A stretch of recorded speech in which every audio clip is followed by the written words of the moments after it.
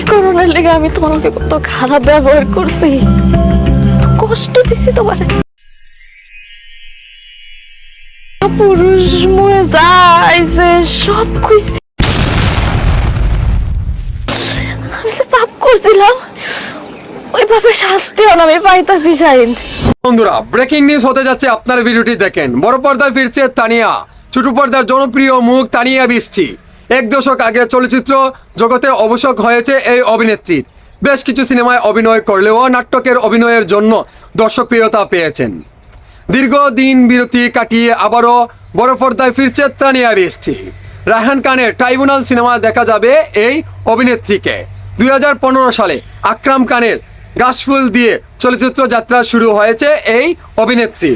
এরপর আরও কয়েকটি সিনেমায় অভিনয় করলেও রূপালী পর্দায় সাফল্য পাননি। বিরতির পর আবারও সিনেমায় শুটিং করছে তানিয়া।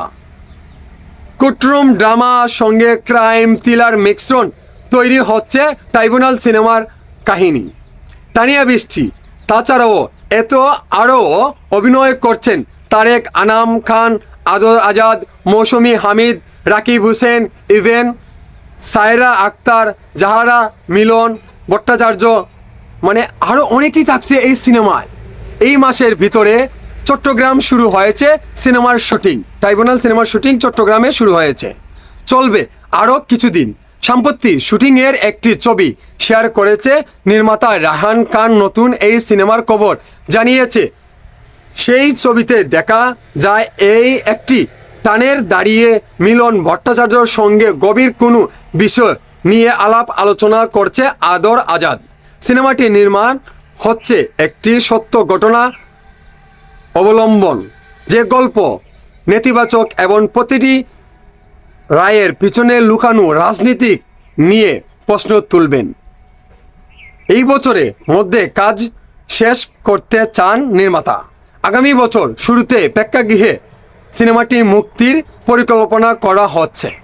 সো বন্ধুরা, এই যে আমাদের তানিয়া বৃষ্টি নাটকের জনপ্রিয় একজন অভিনেত্রী আবারও সিনেমায় বড় পর্দা ফিরছে, আপনাদের কাছে কেমন লাগছে?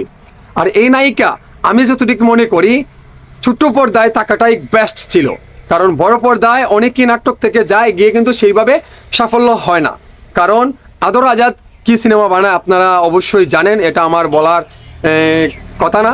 কিন্তু আমার মনে যতটুকু হয় শাকিব খানকে নিয়ে যদি বড় পর্দায় যে কোনো একজন নায়িকা আসে তাহলে সাফল্যের মুখ দেখতে পারবে। আর অন্য নায়ককে নিয়ে আসাটা টাফ মনে করছি, যে টাকাটা ইনভেস্ট করবে সেই টাকাটা তোলা কিন্তু অনেক টাফ হয়ে যায়। তারপরেও কিন্তু চেষ্টা করছে এই রকম পরিচালক প্রযোজক আমাদের দরকার, যাতে শুধু তো শাকিব খানকে নিয়ে কাজ করতে পারবে না, কারণ অন্যদেরকে নিয়ে কাজ করতে হবে।